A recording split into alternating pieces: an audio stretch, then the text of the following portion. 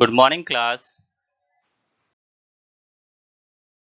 Chapter 7 Directing. We will continue this chapter today, and today we will discuss about the motivations. What are the importance of motivation in any organization? At the same time, we will discuss what is financial incentive and the non-financial incentive. What is motivation? Motivation is concerned with the desire to do something or achieve a particular result.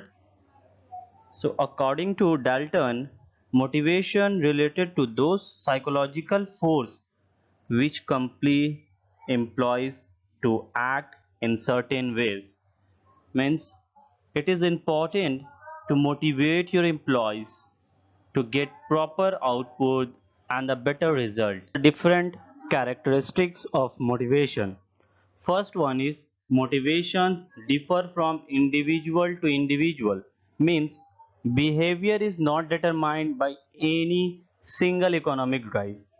As the goal and desire of individual differ, so to their motivation one may do a job because it gives a sense of achievement, and the second may because it is remunerative, and the third so that it enables them to serve a cause which is dear to them. Now the next one, motivational, is an internal feeling. It is an internal willingness or inclination to put in effort to generate productivity or performance. Yes, it is true. If someone will motivate you, but until and unless you cannot feel for that, you cannot do anything. Afterwards, third, situational motivation. So it is important to motivate your employee as per the situation. As the situation is very critical, so you have to deal with this. Now the fourth one, person in totality in motivation but not in part. This means for the achievement of organization objectives, the employee must be fully motivated because half motivated is equal to the half salary paid. So this is a very good example. If you motivate your employees halfly, then they will work halfly. But they have, but the organization have to pay the fully salary. Okay. Now the next one, motivation can be positive or negative. Yes, it may be negative or positive. Sometimes the employees think that the senior authority is demotivating him, so it may be a positive and negative.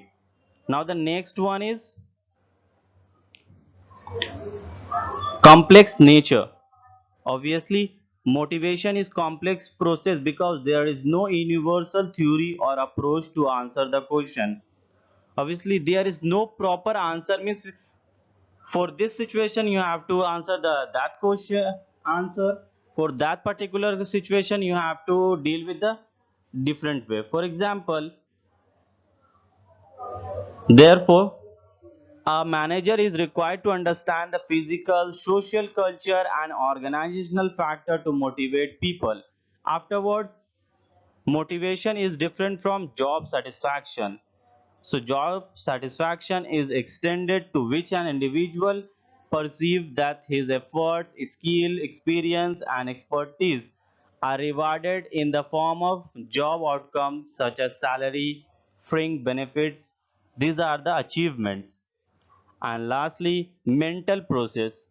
So while you are motivating your employees, it is important to look into the mental process. Means motivation is created on the basis of desire, willingness, demands, effort, need of the individual, because it is an mental process. It is based on the human behavior approach. Importance of motivation. Motivation coupled with ability leads to performance. The next one, motivated employee will do the quality work with more motivations and by his own will. Yes, it is true. If you motivate your employee, they will give you a better quality of products or better quality of their performance.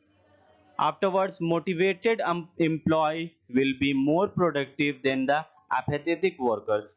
Low attrition, low overturn rate.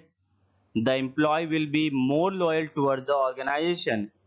Suppose the senior authorities employs to the motivated to the lower level of organizations, so they feel that their senior authority is motivated to them, so they work for the companies in a loyal manner. He will be more comfortable while doing the work in the office. Employee will love his job. So after motivation, it is believed that the worker perform well. So now the duty for the organization to give some incentives to motivate them. But there are two type of incentive.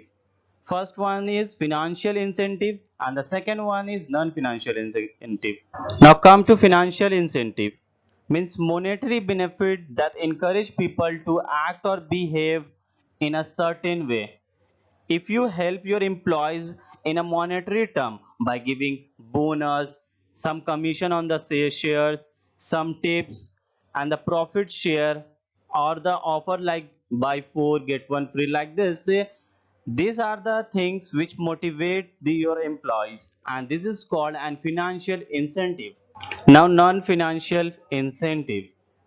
Here, non-financial incentive are not measured in term of money, as we in financial incentive we measure in a monetary term, but here in non-financial incentive there is no term of money, providing psychological and emotional satisfaction rather than money driven satisfaction.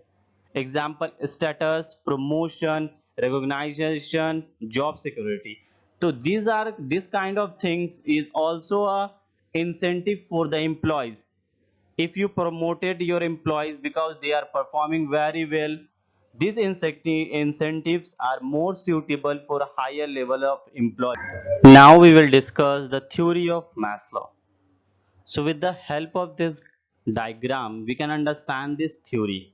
Means self, first one is the top one, that is self actualization. That's mean desire to become the most that one can be. Now the next one is esteem, that is respect, self-respect, status, recognition, strength, freedom. So this we provided to our employees. Afterwards, love and belonging, friendship, intimacy, family, sense of connections. If the bond between the employees and the organization is very strong, means they feel the friendly relations between the work, then they perform very well. Afterwards, safety needs, personal security, employment, so resources, health, property.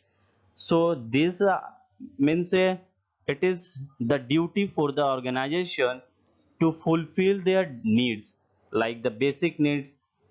They provide the medical allowance for the even the personal security. So these are the safety needs. Afterwards, psychological needs, that is air, water, food, shelter, sleep, clothing, reproduction. So these are the basic needs which every person needs.